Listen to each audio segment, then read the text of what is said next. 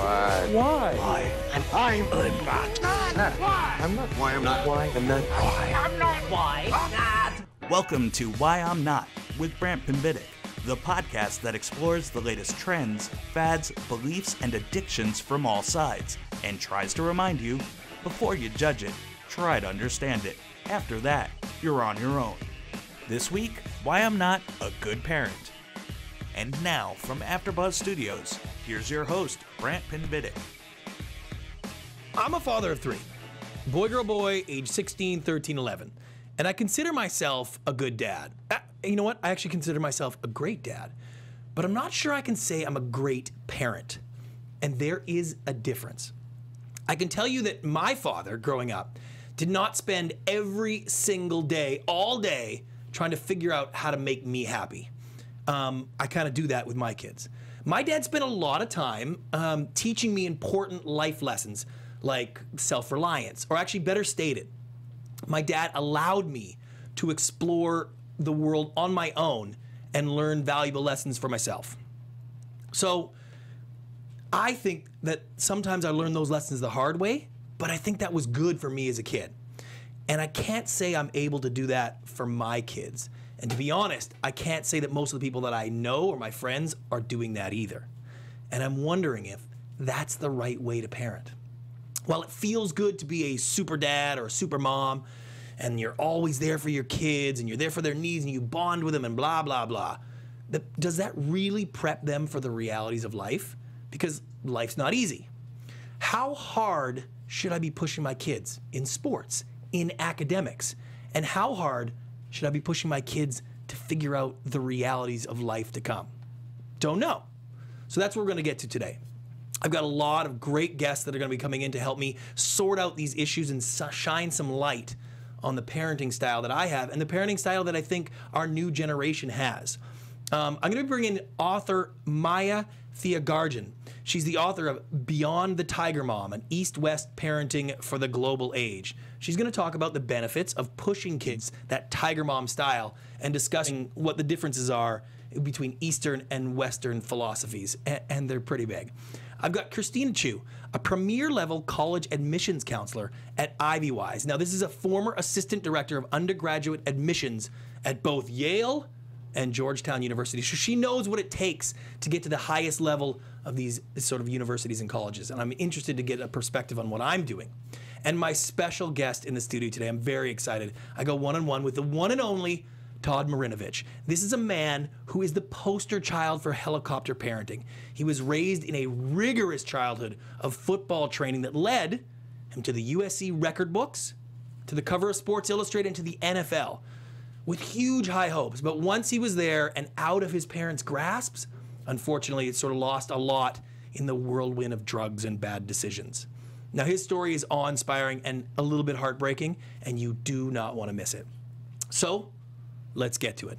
This is the Why I'm Not podcast. I'm Brant Pinvidic, and this is Why I'm Not a Good Parent. All right, welcome to the Why I'm Not podcast, the show where we explore the latest topics, trends, fads, and anything that gets people seriously hyped up. And we try to explain why they get so into things.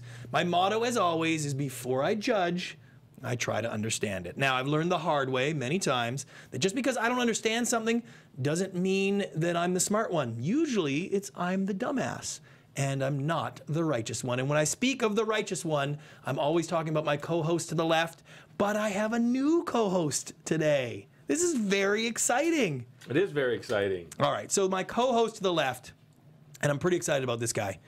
He is the president of Studio 71. He has the keys to my heart. He's one of my best friends. Ladies and gentlemen, Rabi Ghulam. Hello, hello. Hello, hello. How are you, buddy? Very good, buddy. Very excited to be here. Now, listen, what's crazy is you're also a fellow parent of three. I am. And you're a few years younger than me. It's true. So you can learn by some of my mistakes and maybe save yourself some of the things that I've screwed up. Or follow my brilliant lead. I'm not even sure how to do that yet. We're going to find out. Well, you know, a lot of our conversations are about your kids, and because I'm interested, because they are like 5 years older than mine. That's correct. And I'm always worried about, this is like the easy part there. My kids are 8, 6, and 4, and it's still really fun, really easy, and whatever, they do some things that are they misbehave sometimes, but Brant's in a whole new world. I'm in a world of hurt here. So. Yeah, it'll be interesting to see what people think about your parenting style. I know. And also joining me in the studio today, as always, the producer large and in charge, well, figuratively speaking anyways. Christian Blatt, how are you today? Figuratively large and figuratively in charge. Hello, Brant. Right. Happy to be here. I'm also a parent of an 18-month-old baby boy named Felix. It's really good that Roxy is not here because parenting children, not her strong suit. And she creeps right out of it. Yeah. But she's traveling. It's not like we excluded her. Right. She actually didn't understand once when I explained sort of some logistics as to why I couldn't be where we needed to be at a certain time. She's like, well, you can't even leave your kid home alone for half an hour? I'm like, no. That's not how it works. What about 5 minutes? I'm like, no, a lot can happen in 5 minutes.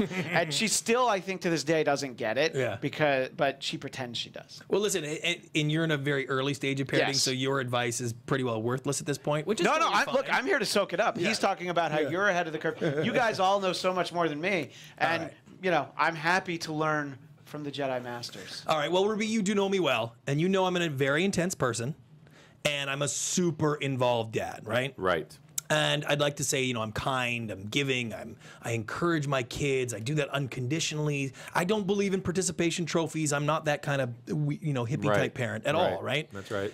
But if I'm being honest, I do that mostly the way I am with my kids and bonding with the kids and all the fun stuff we do is because it feels really good to have a good relationship with them. Right. And I would love to say it's the best parenting style, but it's the parenting style that I like the most. And so I'm a little at odds with that to wonder if it's something that is really good for them, or I'd like to believe it's good for them because it works for me and I like having this great relationship, right? So I've decided today we're going to look at this in an honest way from both sides and really get an understanding of what it means for our kids' futures and what parenting is all about. Does that make sense? It does make sense. It does make sense. Listen, it's very complicated, this parenting thing. So who knows if there's a right or wrong way, but let's focus on you today and your parenting style, and let's see what our guests have to say. I'm very excited about that. Yeah.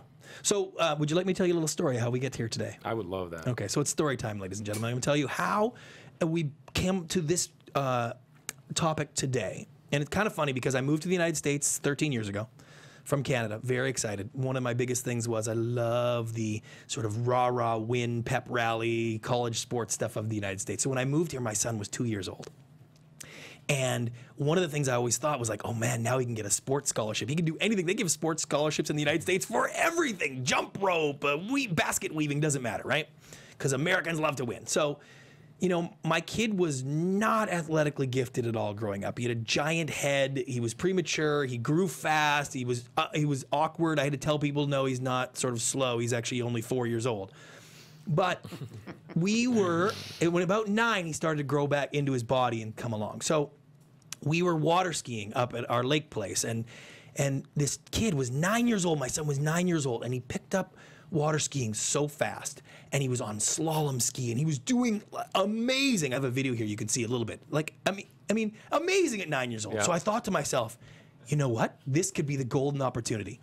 California, nobody water skis in California, so there's not going to be a lot of competition. And even in the country, like, water skiing is kind of off, but there are a lot of schools that you can get a scholarship for, and you could be on the water ski team. So I thought he could almost be a professional. It's really a thing, Right. but not like trying to compete at a football level or whatever. Right. So I'm so excited about this, but I'm thinking to myself, man, do I want to donate my life to training this kid and putting him in all the stuff and sending him to camps and driving up every weekend? And I wrestled with the idea of would I be able to do this, and would I be able to sacrifice my life for the opportunity for this kid? Right. And so I went to YouTube and I typed in 9-year-old water ski prodigy. Right. And that was the end of the discussion. Oh, boy. It was over right there. Have a look. This is what a 9-year-old water ski prodigy actually looks like. That's not my son. So that ended that for good. I never thought of again. Yeah. And that stuck with me because we've never pushed athletics. And that brings me to my question of the day and what we're going to discuss today. Yes. I believe that my parenting style and my sort of connection with the kids and how I am with them and how I don't push them. We expect lots from them, but I don't push them too hard. Mm-hmm. We don't push them into organized athletics overly aggressively. Mm-hmm. I do a lot of weird fun stuff. I rock climb and do stuff with them. And I make the excuse that they're learning all these other stuff. But what I can guarantee is I haven't pushed them in athletics, haven't pushed them in academics hard whatsoever. And the question is have I cost my son a shot at an Ivy League education? Because he needed a push early if that was going to happen, and I didn't give it to him. Right. It's not because he doesn't have the brains or the ability. He could. Yeah. But without the parenting to push it, I feel like I've robbed him of that. Yeah. Could you understand that? Let's find out. Yeah. Because the answer is probably yes. The answer is probably wow. yes. You have. Wow. But you know, who knows? Had you tried to give them an Ivy League education, maybe it wouldn't have worked out either. So, and listen, I do hear that a lot when I bring that up. Is that well, if he really wanted, he would have found his way. Sure. Or if I would have pushed him, he might not have found his way. Sure. Right. But I can guarantee, and we're going to get to Christine in a minute. I can almost guarantee that now I have taken that option off the table because of the way Kalis's personality is. He would have needed a push, a constant push. Right. And I didn't want to be that dad. Yeah. And so that option is now off the table, I think. Yeah. But I think it's probably too late. Yeah, thanks a lot. I That's appreciate what I'd that. say. Wow. I think it's I was probably hoping too for late. someone to say it's never too late. No, You listen. haven't robbed your kid of this golden thing called education. But can I go back to one thing? Yes. I thought you were going to say when you were talking about the story about the water skiing, that you didn't go to YouTube, that you went on the computer and you looked up water skiing scholarships in the United States and realized that really there are none and no one gives water skiing That's not scholarships. true. You can. There are water ski schools all over the place and professional teams, and they'll give you scholarships 100% and sponsors and everything. All right. Well, you're going to edit this out. He's just not good enough anyway. it's okay. So, but that was a whole other thing. It's very funny. So, you know what I wanted to figure out though is as I wrestle with a little bit of the guilt of this is that could I help myself feel better if it was like, wow, I couldn't have given him that opportunity anyways. So I wanted to find out what it would take to actually prepare for an Ivy League college sort of run. Right. So I brought in Christie Chu. She's on the line right now. I'm going to Skype her in here in 1 second here. She is a premier level college admissions counselor. She's at Ivywise, and that's literally what they do. You hire them to help get your kids into the best colleges. She's been there at Yale and at Georgetown, so she knows everything. So if we have her, let's bring her up. Thank you for joining us. Oh, you're welcome. I'm excited to ask you some questions. So you're basically someone who you get hired to help guide the admissions process to fancy schools, yes? Partly correct. I would say that not just fancy schools, all schools that are good fits for our students. So all good, okay. Maybe some fancy, maybe not so fancy. So if you want to go to an average school, that works too. Yes, we work with students and families and making sure that we find the good fits for them. So it might be, more selective schools, but not for all of our students. Okay, so from what I know, from my sort of education in Canada about what schools are like in the United States now that I'm here, I want my son to go to Harvard or Yale or Princeton. Can you make that happen for me? Can your son make it happen for himself? I think, I can help and guide the process, but really, it's really the student who's doing the work. They have to make the grades, they have to do the activities, make themselves stand out, and I can help advise and guide and provide helpful information, some tips about what to do and not to do, but I cannot make it happen if, all right, so let's go to what the requirements are. Let's say we were applying to Princeton or Yale or Harvard. My son has about a 3.75 grade point average, but all in regular classes. He didn't want to take AP classes, and we let him not do that because he could get A's in the regular classes. And he plays a little volleyball, not fancy volleyball, and he doesn't really belong to any other special clubs or anything like that. And he's finishing up 10th grade. So is it too late for him to get into one of these fancy schools? I think the odds are pretty low, but it's, I can't say it's absolutely zero. It depends. He still has time in 11th grade and a little bit of 12th grade.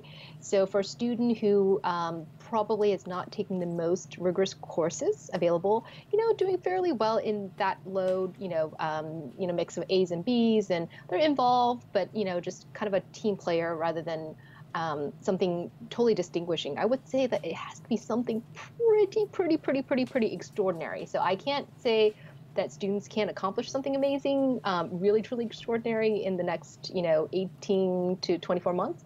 But for most students with that profile, the odds are pretty low, I would say. Yeah. And so, okay, so I'm facing the reality of that. But my youngest son, he's only 11. So what sort of things would he actually have to start doing if I say wanted to get into one of the Ivy League schools at age 11? Like what sort of training would he have to start doing and watching for? Right. So that's a great question. So 11, he's in the 7th grade, in middle school probably? Yeah, he's going into 6th. Okay, great. Okay, so 6th grade. I would say, at this stage really is just to develop, good habits, study habits, develop, I think, persistent. Research shows one of the greatest qualities is just grit. If you stick with something, even when it's hard, even when you fail, in the long term, you'll meet with success. So I think that's just really just basic kind of developing good qualities. Also just cultivating, sense of enjoyment of studying, something that he enjoys studying, if it's math, if it's science, if it's English, history, languages, whatever it may be. For college admission purposes, things don't really start to count until they start high school, so 9th grade. So at this stage is really early. It's really just for him to, figure out what he enjoys and what he does not enjoy. And same goes for the non-academics. So if he likes playing a sport, if he likes music, if he wants to do theater, if he wants to do service, get started, try it out. If he likes it, great, do more. If he doesn't, try something else. So this is a really good time to explore and, figure out what he's interested in. Listen, that sounds pretty good. I have to say, I do feel like you're sugarcoating it a little bit.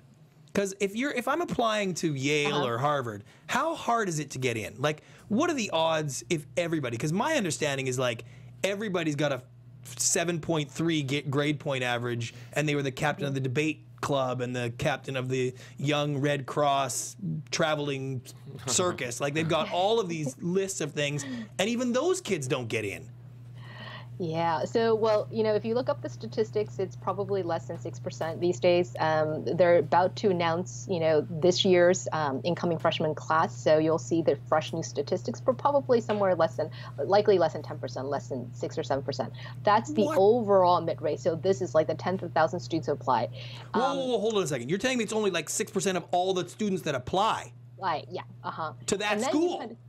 Yeah. But then, not everybody's quote unquote qualified. So if you really look at the students, I don't have this, exact percentage of students with straight A's and, really good test scores who are captain of this, football, leader of that, so I don't have stats for that, but I assume that, for the really, really qualified students who are really strong, qualified is such a fuzzy word.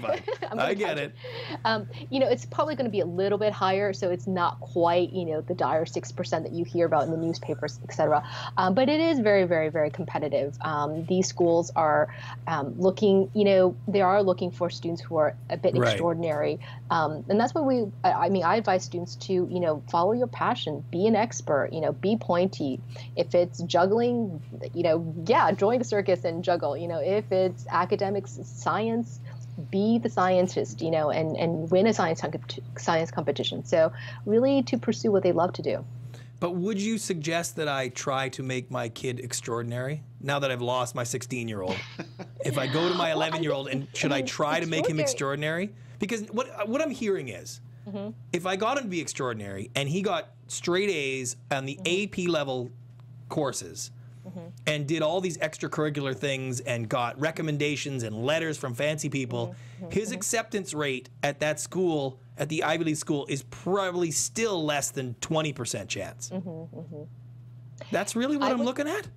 Yeah, well, you're talking about a very, very selective, literally less than a handful of schools with those statistics. And I think, 8. Being extraordinary, everybody loves to, sort of aim, Harvard or Princeton or Yale or MIT.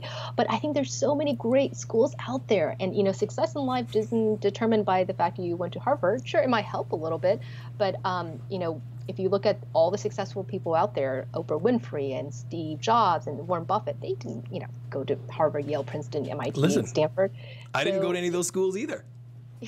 Yeah, oh, and there are plenty of people who've done very well in life. So I think, extraordinary, how do you, the definition. So there's a little bit of a perspective. But you said, this sounds like exactly what you would tell a parent, just like me, who says, hey, can you get my kid into Harvard? Well, maybe they should focus on things they like more. And there's lots of great schools. So, I mean, my theory going into this was I've cost my kid a shot at an Ivy League school because I don't push them very hard academically.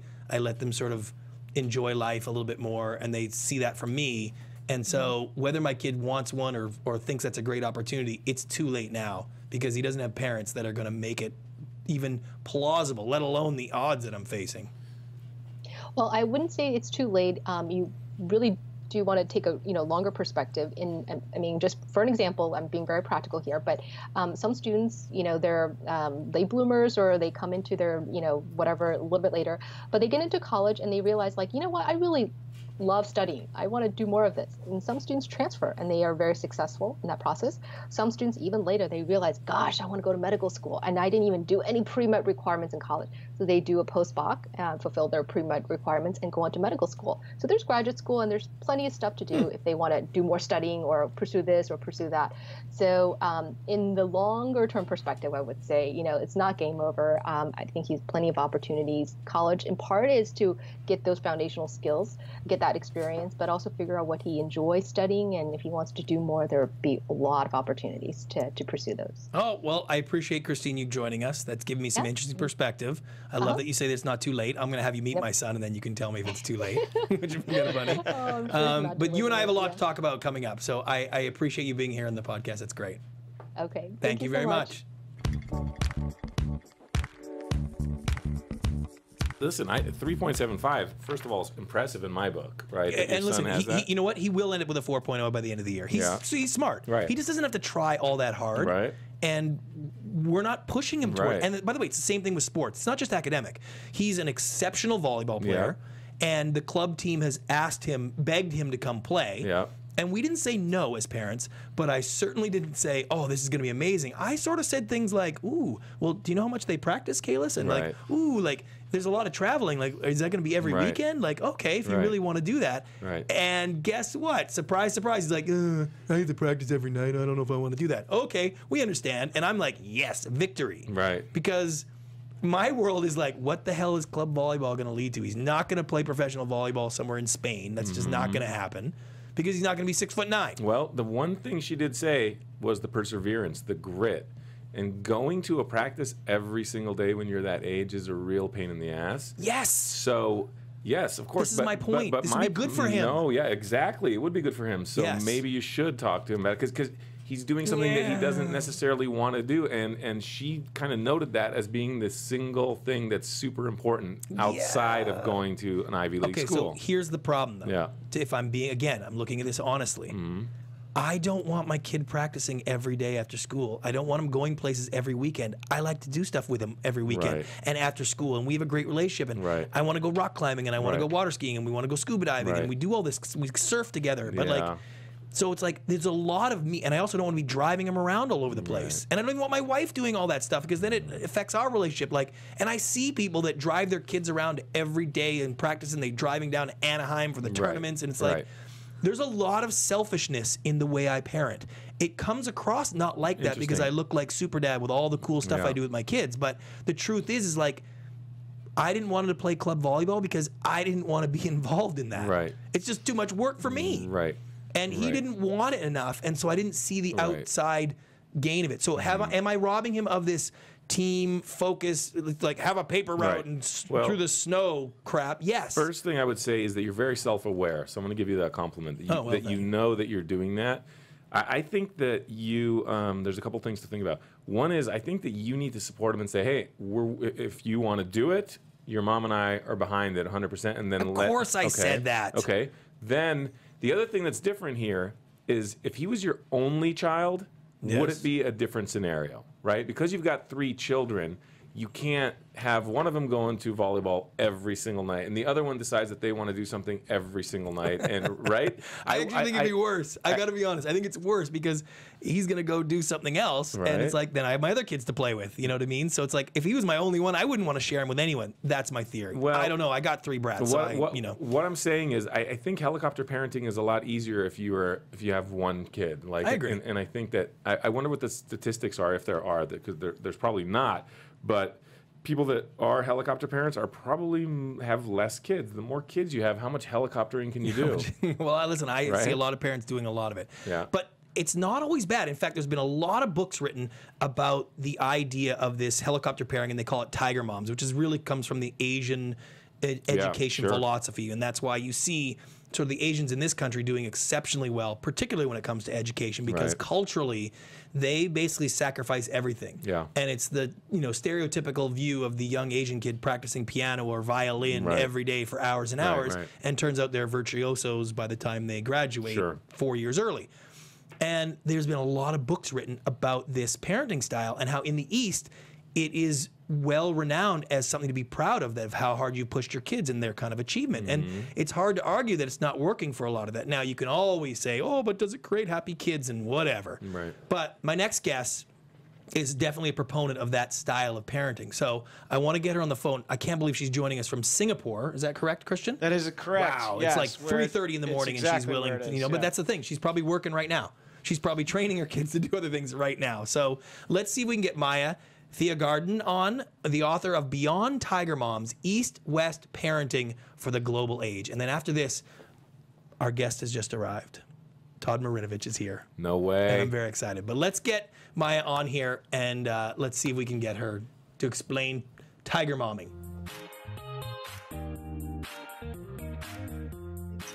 So I wanted to talk to you about your book.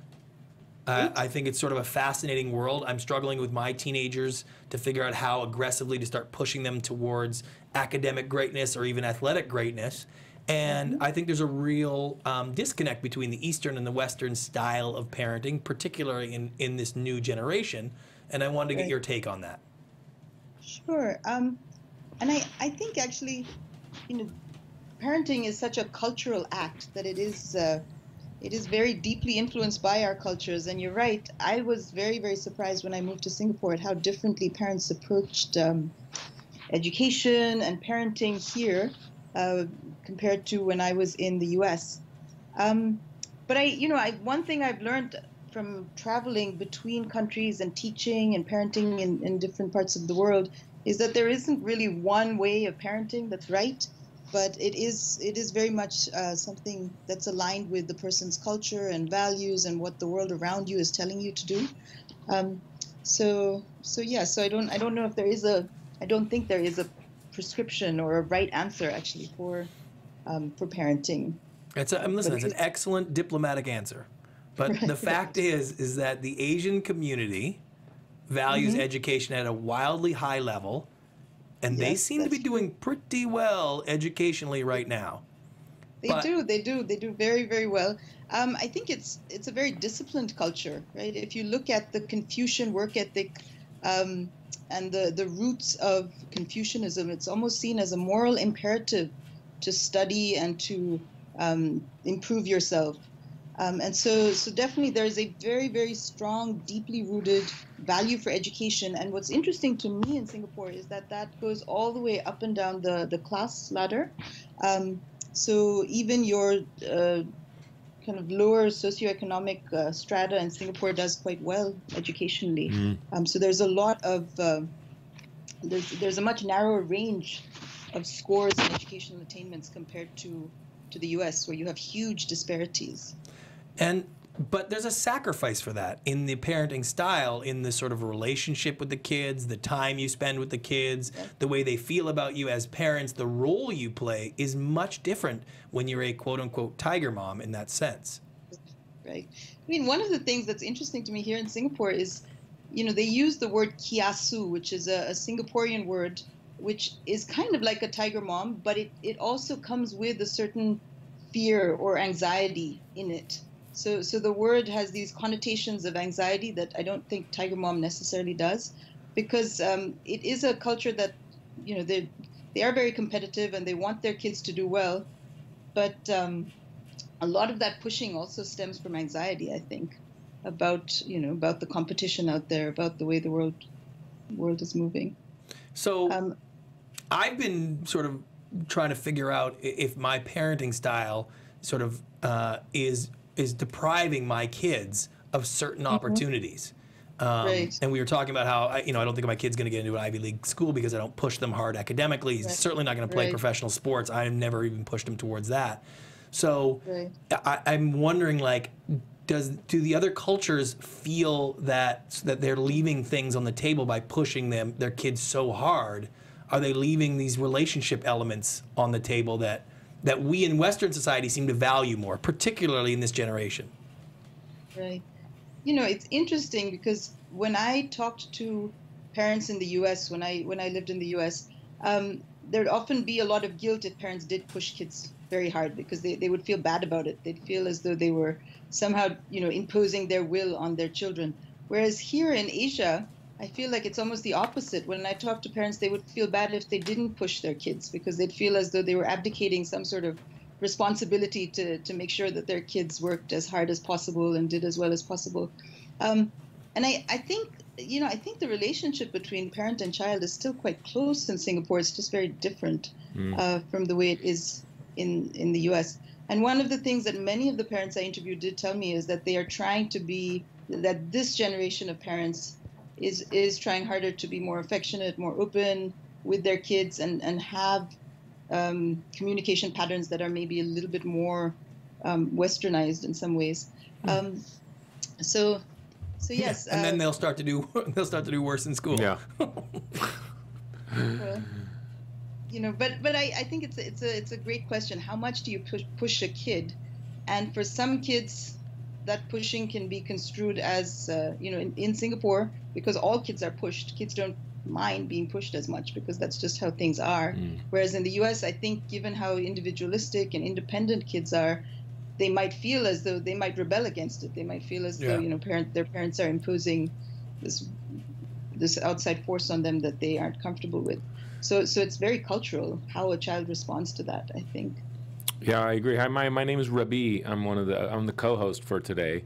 Nice to meet you. It's really interesting. Hi, Rabi. Nice to meet you. Nice to meet you too. I think it's really interesting. There's so many studies that talk about so many different things you can do, and as we're talking about the sort of cultural differences, it feels like to me if you're tiger parenting or constantly pushing your kids, that what you give up is sort of that I guess we'll call it dead time, where you don't have anything planned, right? But in my household, there's a lot of that time, and where we just sit and watch, America's Funniest Home Videos, or we just totally unplug and relax. And I always think to myself, should we be playing board games? Should we be practicing baseball? Should we be doing other things? I feel that guilt. But then, Brant, it's really interesting because then you read all these things where, like, if you can, it's super important for your kid to be bored. There's this sort of anti-helicopter parenting movement that's going on too. Yeah. That's like total crock of shit. Your kid should know how to go into their room, pull out some toys, and have some fun. Or they should know to, why don't I go to the neighbor's house and see if they want to do something? Like, they should be self-motivating. Maya, what do you think? I think there is something to it in terms of having time to yourself. But again, it depends maybe on if a child is just on social media and video gaming the whole time. Right. And that's how they deal with their boredom, then that's maybe not so healthy. But if a child is outside or daydreaming or doing something more creative, then they could get a lot out of that. So I do think that having some downtime is important. And it's good for kids to be able to take initiative a little bit. I think one of the things a lot of the parents I interviewed here and educators here are aware of is that they feel like creativity is inhibited by so much programming and pushing and academic focus. So I do think kids need that time. And also for mental health. We need time outside. We need time to ourselves because there's such a rise in adolescent depression and anxiety. And parental depression and anxiety. So I think sometimes you need that downtime and space for mental health as well. Well, Maya, I really appreciate you getting up so early to give us a little insight. Your book is fantastic. I'm going to post it so everybody can get a copy of it. And I'm excited to sort of reassess my parenting ideas after this insightful podcast. Well, I really enjoyed talking to you, so thank you. Thanks, Maya. Thanks so much, Maya. Nice to meet you. Okay, you too. Bye-bye. Bye-bye. You know, one of the things that stuck with me right there Yeah. is if your parents had forced you to go to piano lessons after school every day Yep. for your entire sort of childhood life, Yeah. you would have been annoyed, you'd have been upset, it would have cost you fun social stuff. Right. But right now, you'd be able to play the piano and play it really well. Yep. And at a party or Yep. you're at real screen and That's there's, right. hey guys, come on, let's play the piano, man. That's right. And can you do that right now? No. Now, if you could go back in time, like you'd want to play the piano, right? Yes. And so, okay. So It's funny that you say that. The piano is exactly the instrument that I'd like to play. And my son and my daughter are in piano lessons now, and it's because I wish that I could play. right. And so the question is, and this is where I find now our culture is different, is that when they get at an age where this is not fun anymore and they want to go out and they want to do other things, and making them go and playing the piano is going to cause you grief. It's going to make your relationship with them harder. It's going to make it so you can't do things with them. Are you going to push them to play the piano? Knowing that in 20 years, it will be such an amazing life skill. Yeah, it's interesting. I mean, those are the decisions that we have to make, Brant, as parents. Because I mean, listen, we come into this as parents having a little bit more wisdom than they do, and at some point, you've got to take that wisdom and make action. You know, take action with it. And you are not doing that. There's No. stuff that you know that they'll be happy about later, and you're not Yes. doing anything about it. That's right. And I Okay. think that our entire culture is doing that a lot. I don't think anybody talks about that. I think we've been making excuses and having the sort of the idea that parenting, our style of parenting and connecting to them is better for them because it's creating happier kids and whatnot, because that's really an easier way to do it. It's not difficult as a parent to sort of like have that relationship and move in and out. If your kid's, let's just say he's a normal kid, you can have that. It's harder to force them to play the piano Yeah. every day after school. It's harder to force them to study more. It's harder to force them to do all these things Yeah. because it affects your relationship. And I think that goes to the core of our generation is just a little more selfish. We want things that are good for us and fun for us, and parenting to be fun Yeah. and engaging. And I love my kids and I love doing fun stuff with them. Yeah. And so I choose to rationalize fun stuff with them as the right stuff. And what's nice is the rest of sort of society is sort of heaping that on me, is like, this is great, you're a great dad. And Yeah. it's like, I could be doing more. My son is amazing playing the guitar. He learned on YouTube. Yeah. I'm not forcing him to take lessons. Right. I'm not forcing him to do anything because I don't want to do that. Yeah. You know? Yeah. And it's different and I don't know how it was with your dad, but if my dad said no, there was never any argument. Yeah, It was same no, here. and there was never a way out of it. Right. Whereas I am a much more balanced with the kids. I let him make an argument if he wants something. Right. I listen to him. I sort of weigh the pros and the cons, Yeah. and he knows that I'm very reasonable in that sense. Yeah. But here's what's happened. My son has done the same thing I did. He learned how to get what he wants. Now, I train my son to get what he wants by being kind and nice and reasonable. He doesn't talk back. He doesn't argue. He's figured out the manipulation tools Right. against me. And it's that, oh, you know what? Dad doesn't really want to say no for the sake of saying no, so I'm not going to give him reasons to do that. Right. And he gets, for the most part, everything he Yeah. wants, which, I mean, he's a great kid, so it's working with us. Right. And it happened this morning. And I wanted to get your opinion, Christian, on this as well, because I'm dying to hear how you'll deal with this when you get older. Is that, as you know, I have a classic muscle car, a 1969 GTO. Beautiful car. Beautiful Beautiful car, as car. we'll show it here. Love that car. My Yep. son loves that car. Right. For the last 2 years that we've had it, he's been saving money so he can buy a piece of it, on and on. Right. He just got his license Yep. last week. Yep. He asked me this morning. He's got a date on Friday to go Right. ice skating. He asked me, Dad, do you think I could take the GTO? Wow. It'd be so cool. Now, I don't know how your dad would react. My Yeah. dad would be like, are you kidding me? Absolutely not. Right. And that would be the end of that. Right. There wouldn't be any point asking again, Right. right? because at the end of the day, I don't know. He just said no. But Right. I said I had to think about it. In my mind, I instantly said no. But I'm trying to come up with the reason, like, okay, so why am I saying no? Just because Right. he shouldn't drive it one time for 20 minutes down the Right. road? Like, that seems the theory. Mm-hmm.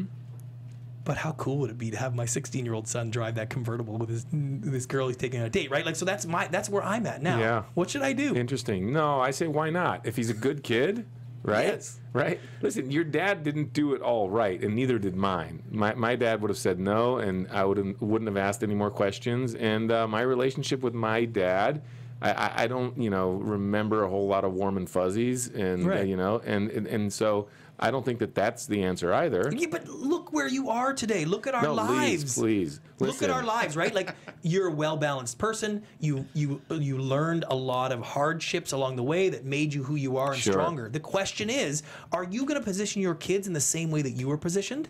I don't know. Well, it's different, right? My position and their position are very different. I know, but my 16-year-old, my 13-year-olds, their biggest disappointment is when Wi-Fi's not working in life. Right. Right? And that's just the fact of life. Right. Like, I don't put them in positions to be disappointed just because people don't do what you want. Mm-hmm. And so when my kids get out into the real world, I think they're going to be nice and balanced and wonderful people and happy, and they know how to have a good time and all that other stuff that I keep saying. Right. And that society tells me is Yep. good. But really, am I training him to, what am I missing? What is he Yeah. missing in life skills Mm-hmm. that having this type of parenting is doing? It's a good question. It's a very good question. Now, I will tell you that our next guest, who just arrived, so I'm very excited to bring him in, he knows what it's like to have a parent who basically guides every moment of every day for one specific goal. Todd Yep. Marinovich was a superstar athlete who was trained. Sports Illustrated did an amazing article, and they did a great documentary where he was basically trained from a young age to be Yeah. the perfect athlete. Never had a Yes. ding dong or ate a Oreo cookie, Totally. that kind of thing. Right. And he was a spectacular player. Yep. But the story goes that when he got into college and the dad sort of chains were off, Yeah. he went wild. Yeah. And it basically took his career down because Yeah. he wasn't able to make the decisions that he never learned life skills that he could have learned. He learned football skills. Mm-hmm. Yeah. And you need the combination of two. Yeah. So let's bring him in. I'm Super a big fan of excited. his. Super Ladies and excited to gentlemen, meet let's him. bring in Todd Marinovich.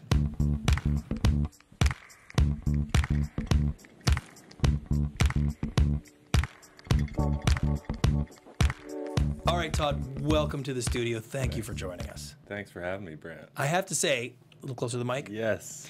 I have to say, I followed your career. When I was in school trying to play Canadian football, you were in school crushing football.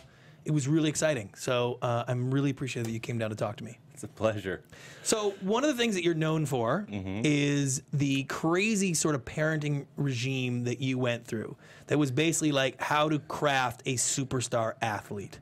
Correct. And I looked at that and be like, wow, I wonder if I should do that with my kid, or I wish my dad had done that with me, because maybe I could have played professional sports and my dad would have, pushed me to anything. No, you don't. No, I don't. No, absolutely not. My dad was a coach, a trainer, but not a dad. Right. And I'm not raising my kids in any way, shape, or form like that. And I have to relearn skills because we learn from what we see. Right. And I have two little ones. They're not as far along as yours. I have a 7-year-old son and a 5-year-old daughter. And what an experience! It is Now- beautiful. Let me ask you some of the I sort do of not crucial- know what I'm doing. You'll figure it out. It's not that difficult. You just Okay. go. I mean, everybody's figuring it out as they go. But okay, so let me ask you a couple of pivotal questions for me. If your dad wasn't the way he was, if he didn't push you the same way he did, if he didn't train you, if he didn't sort of quote unquote feed you all of the stuff you needed, would you have been able to make the NFL? God, you know what? Nobody's ever asked me that. Nice. That's a good question. And, when I think about, my first response would be no. And would I have played major college football? I think so. Because I had the skill set. I love the game. I come from a family. My uncle was a quarterback. And so I was around football. my whole life. I was in training camps when I was young, and I was brought up in it, so that's Right. all I knew. But the overboard helicopter, as you call it, is just not healthy. Right. Just But- look at me. Listen, I guess the question begs though, is like, is that more of an internal, personal thing? Like, did that create that for you, or would you have found some of the struggles you found regardless of that upbringing and the pushing towards it? Well, when you did your opening and you were talking about your dad, how he let you make mistakes, that was a crucial part of my upbringing, where I wasn't allowed to make any decisions. So when I went to USC for the first time, it was all bets are off, and who knows what's going to happen, because I'm in charge. And that, I mean, really emotionally, I'm 11, and I'm playing with men and trying to make adult decisions, and they just didn't turn out so hot. Right. But I think that's interesting that without that push, that extra layer, someone with obviously amazing physical talent and the ability, you might not have nurtured enough of that ability to make it to the highest level. Correct. And now I'm dealing with my son Baron, and he didn't want to touch a ball until he turned 5. Right. And so I just, that's fine with me. And then I started having these thoughts of my experience in school of, God, is he going to be the kid that nobody picks? Oh yeah, I've been there. God, and that affected me. I was always the guy that was picking the team. Right. So I was picking those guys just because I felt for that. And so now that Baron loves handball, I play with him weekly, and it is so much fun. And it really doesn't matter what he wants to do. I'm supportive. I don't know how to be a parent, but one thing I am learning is putting my phone away when it's their time, because all they want is to be with me and really be present with them. And it's an experience that you shouldn't miss if you're... But let me ask you this. Yes. Now, because you're going to face a little bit of the stuff that I'm facing. Is that if Baron shows some natural ability, you come from a football background, you understand the game, your family history, your connection, all of these things, he may be big, he may have all the attributes. Right.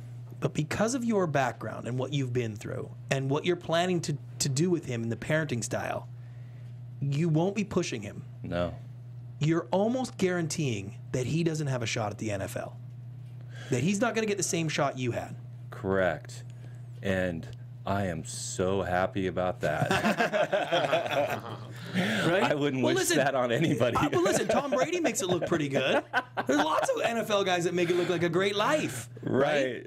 But, Rabi made a good point to you about the real important part of this, of the education and sports, is the discipline of doing stuff you don't want to do. It's not the results. And because what I'm finding in my life today is that football and athletics have given me some tools that really work in life, about being a team, just a teammate, or being selfless. And I could go on and on about the way the parallels of life and sports. And so I don't care what my daughter does, but I want them to do athletics. I really think it's important. And so will you transfer that same sort of desire from athletics to academics? Because really they're kind of similar. If you push your kids to academics in the same way, making the NFL is just as hard as probably getting into Harvard for a kid. And so what I was saying earlier, and to our admissions sort of counselor, is that, like, well, if I'm not pushing him like a football dad, or if I'm not pushing him like a Tiger Mob, like, he's not getting into an Ivy League school, because it's not something they can really do on their own unless they're born exceptional, Right. And I don't think, I think it's the experience of going to college. I don't think the Ivy League is the only route. I really, I think it's important to stress but not push the importance of spending the time and the discipline in the structure of studying or training, whatever it is, and the balance of the two. That's the key. Right. Because when you get out of balance, that's when you become unhealthy and kids start acting out. Right. Now, one thing that you said that really sort of stuck with me was the idea that you weren't allowed to make mistakes growing up. You Or were decisions, not so much mistakes. Right. Yeah. So you were sort of regimented and guided, and so a little bit sheltered from what the real world was going to hand you. You get into what the real world hands you, and it's like, oh man, this tastes delicious, and it's just on from that moment. Correct. So that's very visual and easy to understand from what you went through. But my question is that when you look at the way you're dealing with your kids, are you positioning them in a little bit of the same way by sheltering them from disappointment, some hardship, some emotional sort of stress, because dad's always there, dad's always accepting, dad helps every time, you can always count on dad, and like they probably get a lot of the things they want if they act like good kids, right? And that, do you feel like there's a little bit of that when they get into the real world? Maybe they're going to be in for a little bit of a Todd Marinovich moment where it's like, whoa, things out here aren't the same as I thought. Well, what I want to do is really stay out of the way. Right. I think they're going to be fine if I don't try to control anything, and really be honest with them and share with them what I've experienced. I think that's really important because kids know what truth is. They feel it, and they watch. And so I'm trying to just be the best person I can be, so they have a role model, because I think we're winning if we're present. I think, I'm in recovery, and I see a lot of young people come in, and it's not a surprise because they grew up without a parent. Right. And that is what I don't want. And so I think we're winning if we're just there. And listen, that's a kind of a low bar, but it's sometimes it's hard to even be that. Like, I totally get that. Yeah, I agree. Let me ask you, what's your biggest regret?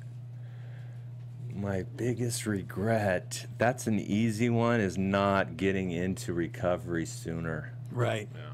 Yeah. Because now that I am, and I have worked on issues and stuff that I don't need to self-medicate anymore, and that's all I was doing. Right. And I wasted a lot of years doing that, and I am just grateful that I'm on the planet, and I don't spend too much time regretting that unless I'm asked, because I'm really in the moment and get to enjoy life. I have my own business. I do art. I thought I had a cool job before playing a game. Art beats it. I paint pictures. Nothing wrong with that, right? No. Yeah. I love it. I get to do it with my kids. They're there. It's a beautiful thing. And so if it was one regret, it was just not coming around, awakening sooner. And after all this, I had my ups and downs with my dad growing up. Mm-hmm. He's a pretty tough guy in the sense that he was in the Navy, and so he had a very rigid system of when he said no, that was the end of it. There was no discussion. Right. That kind of thing. And he wasn't like a soft, like cuddly, no. That generation emotional, wasn't. not at all. No. And so, but we after I became, I say as I got older, he got wiser, kind of thing. So. And our relationship turned great. How is your relationship with your dad after all of this? It's fabulous. It's all come back together. Yes, and that there was a film done, the Marinovich Project, which really captured our relationship in a way that no other media has. And about that point, he was diagnosed with Alzheimer's. So I am getting. He's a different guy. He still knows who I am. But I take care of him. He lives with me, and it's great. It's what I want to do. I wouldn't want to just tuck him away somewhere. I get to spend time with him, and it's all about what I'm finding life is. It's about relationships. Yeah. It's a relationship with my probation officer is good. It's good, yes. That used to be, every area. The only point of bringing her up was I used to think they were out to get me. Right. That is just not the case. No, it's much better. Yes. But and that's an interesting thing as I try to look at this from both sides of the sort of spectrum. Is that I feel like your dad was an example of a little too hard over, or a lot too hard over. Yes. But some of the major accomplishments in sort of sporting or even academics or science or whatever, they can point to parents who pushed them very hard. Yes. And my parents were okay with me being upset with them or mad at them or not liking them if it was best for me. Mm-hmm. I don't seem to do a lot of that in my parenting. I don't know how I would do that because I haven't really had to come across that very much. Mm-hmm. And I wonder if it's okay if your dad had dialed it back just a little. Yeah, who knows? There was no dialing it back at all. But if he had gone at 80% of that, Yeah. pushed you in all the skills and all the other things, but Yeah. let you have some of that piece, Right. where would your life be Right. today? And even though some of the yelling and all the hard things would have still been there, clearly, even after what you've been through, there's a bond that comes back together with your parents Yeah. after that childhood, even if it is rough. Yes. And so, maybe it's not so bad to have kids that sort of like have a tougher run on the way up. That's a good question. I Who don't know. knows? I mean, the truth is, it's probably not going to happen for my kids. But I have a question for Todd. Yes. Go ahead. Todd, if your son Barron, right? Yes. If Barron said to you tomorrow, he's like, Dad, I want to play in the NFL and I want to do everything that it takes for me to get to that place, what would your response be? What would your thought be? Gosh, I don't see him Let's saying that. Let's pretend. Right, let's pretend. Maybe in 3 years, he says that to you. Dad, that's it. I know what I want. I watch these games. I watch Tom Brady. I want that life. God, I don't know. I would be supportive. Yeah. And But that wouldn't do it.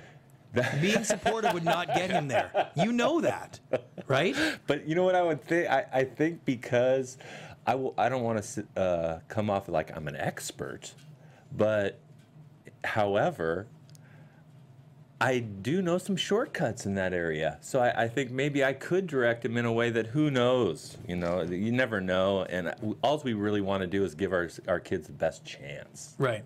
And then let the cards fall where they may. But I think you would have the same response that I had when Kalis wanted to play volleyball. Oh, okay, Kalis, club volleyball. You know how many times they practice? It's like that's all you'd have to start saying is like, I think I would. You're gonna have to live somewhere else. You're gonna have to travel, and the kid would be like, oh, that's a lot of work. Brant, I think I would be a little firmer than you. Maybe. You're like, no, don't play. No. You know what? I think that Todd doing the 80% thing versus the 100 thing with his son. I think his son can make it to the NFL. I think so too. At 80% of Todd. Don't deprive your kid of an NFL career. I don't see it just in Barron's athleticism. Now my daughter, Coco, she now could be on that volleyball tour, I think, with some work. Yeah. There you go. See, I've always thought so now what do? Do I just roll a volleyball tour or put a tennis racket in her hand? I don't know what to do because she's not going to pick it up without it. I have the same thing with my daughter. She's 13. She's very athletic. She could easily be playing water polo with the way she swims, and she's not small, dainty. She's tough and very athletic. But she doesn't want to leave the house or do anything. So unless I literally forced her to do it, she wouldn't do it. And so I'm sort of like, she gets lots of experience doing other stuff, and we have fun times together, And it's like, I justify why I'm not forcing her to play team sports because that would be unpleasant for me. That's the truth. I mean, no one talks like that, but that is the truth. That's why I do it. Your honesty is refreshing, let me tell you. I agree. That's the way, and so I've accepted the fact that I'm not going to force her to do anything because I don't want her to be mad at me and stuff like that. So that's just the way that Anyways, that's my parenting style, and I'm having a little bit of. I'm not having trouble. I'm having a little trouble with it because as I look at these kids, they seem super happy and all that stuff. I'm just wondering, like, could I be doing more? From a parent perspective, not a relationship perspective, but from a parent, a guide, an overseer, someone who's supposed to build them for the next part of the world. They're great kids. I'm good at making great kids and happy kids. Yeah. I don't know about the adult version of that. I would really support and encourage team sports. Without a doubt, and that my kids are now at the age where I'm going to incorporate that into their lives because I really think with balance and not over the top parenting, just like I said, the discipline and go into practice, and then the relationships that you get to have. Then you can go to school. Like I was extremely shy, and Barron's the same way. That's just going to open up social activities. So well, I think you'll have the parenting thing down. You have a good roadmap to look at. So Thanks, Brant. I'm really excited that you came to visit Yeah. us. It was a great honor to talk to you, and I appreciate it a lot. Oh, you're welcome. It was fun. Right on, guys. Wow, Todd Marinovich. Super interesting. Yeah, like, I mean, listen, I actually think he's going to be okay as a parent, you know? Yeah. He's gone through such hardships and whatnot that he's going to be a good thing. But I really am still a little stuck on the idea that his kid will not have a shot at the NFL. Yeah. And his kid might have been able to. Yeah, he's but got the his genes. his experience is going to be like, there's no way I'm letting this kid do this, right? And so that's a decision as a parent we make. Yeah. And that I'm starting to come to grips with, which is very strange. Yeah. Really, really interesting. I mean, I'll tell you, all these experts, the one thing I learned for sure is that everybody's doing it differently. Yeah. And that there's no real formula for success. But I do think society sets a little bit more of the tone every generation. Yeah. Our generation's True. parents dealt with things much different. The True. emotion that they had, the way they connected, the value they thought that they were providing as Yeah. parents is different than our generation. And I think it'll be different than our kids' generation. Yeah, but you know what you have to take into consideration here is, one, that we're in Los Angeles. There's sort of a hippy dippy lean here. Let your kids be who they are and let them grow into this stuff. Two, there's a certain socioeconomic status that plays into this as well. Yes. Right? I think that people across this country are still raising their kids the way that you and I were raised. Yeah. I think that's still going on a lot more than you think. I think the parent groups that you're around and I'm around, it's not going on as much because it's a different situation. So just want to make sure That's that, interesting. Yeah. You know, it's funny. One of my friends always said that one of the greatest gifts his parents gave him was the gift of poverty.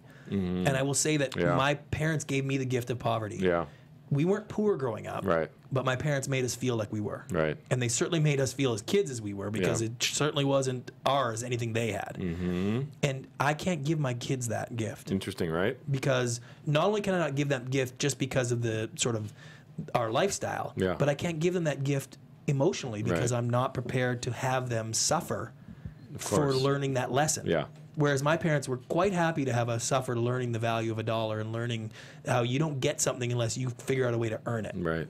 And that's interesting. All right, so let's get to the Why I'm Not What I Learned section and close this up today. Rabi, after all we've gone through, what have you learned today?